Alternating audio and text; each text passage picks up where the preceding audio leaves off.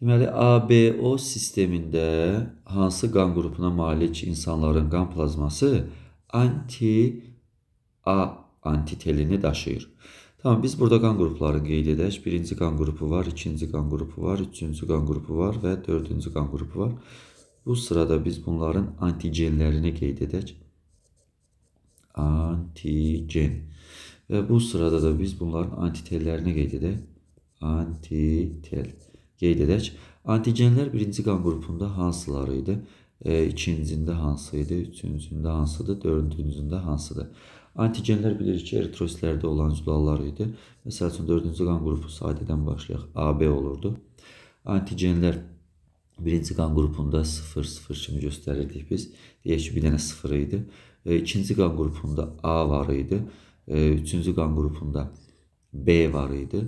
Və bu tapılandan sonra bunun əksi kimi antitellər olduğunu siz bilirsiniz. Çünki bunlar həmin A antigenini tanıyırsa, tanımadığı maddəyə qarşı antitel yaradırdılar. Və nəticə etibarilə bunu tərsinə düzsək əgər, məsəl üçün, antitel nə var idi burada? A, B, tərsinə düzürük dördüncü qan qrupu. A antigeni bədənimizdə tanıyırsa A-nı, təbii ki, B antitelini daşıyacaqdır ki, ona qarşı agglutinasiya prosesi həyata keçirsin, əgər bədənimizə düşərsə. B antigeni varsa, əksi A olacaqdır.